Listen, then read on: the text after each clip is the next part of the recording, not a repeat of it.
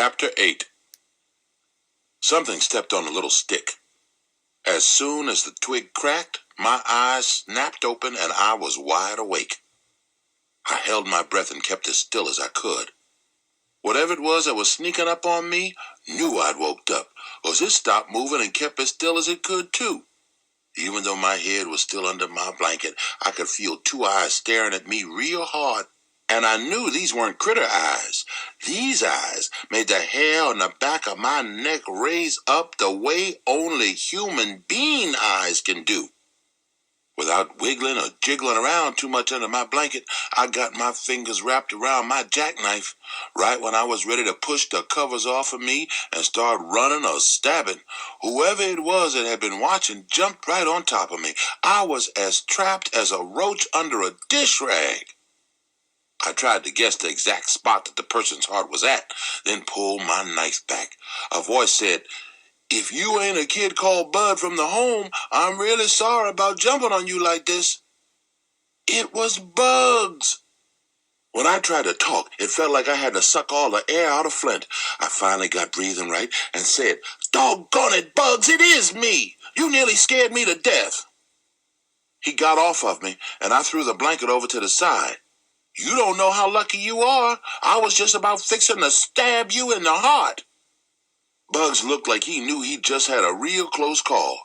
He said, "I'm sorry, Bud. I didn't mean to scare you, but everybody knows how you like to sleep with that knife open, so I figured I'd best grab hold to you so's you wouldn't wake up slicing nobody."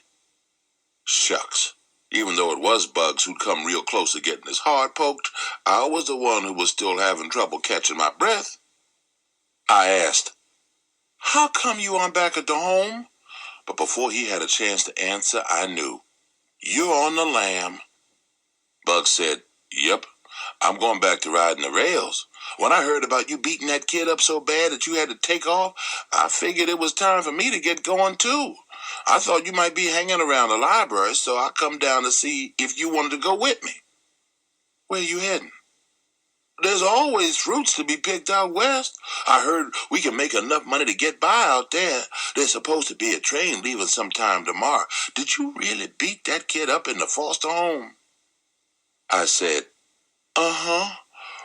We kind of had a fight." "How long does it take to get out west?" Bugs said, "Depends on how many trains you got to hop." "Was he really 2 years older than you?" "Uh-huh. He was 12. Is it fun to hop a train?" "Some of the time it is. Some of the time it's scary.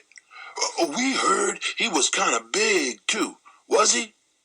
I said, he was pretty big. I can't see how we can hop on a train. They look like they moving pretty doggone fast." Bugs said, "Most times you don't hop them when they're going fast. Most times you try to climb on one when it's sitting in the train yard." "Did the guy cry after you whooped him?" "Well, kinda. He looked real scared, then told his mama to keep me away from him. They even said I was a hoodlum." "Will we be sleeping on the train and everything?" "Sure we will. Some of the time the train don't stop for 2 or 3 days. Man, I always try to tell people that just because someone's skinny don't mean they can't fight. You're a hero now, Bud." "No, I didn't really do nothing much." "Well, how about the toilet? How we gonna use the toilet if the train doesn't stop?"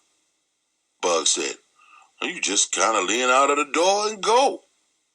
"When the train is still moving?" "Yeah, you get a real nice breeze."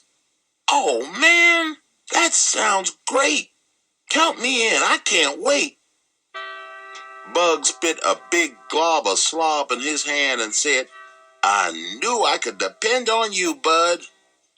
I spit a big glob in my hand and said, "We're brothers forever, Bugs." We slapped our hands together as hard as we could and got our slobs mixed up real good, then waved them in the air so they'd dry. Now it was official. I finally had a brother.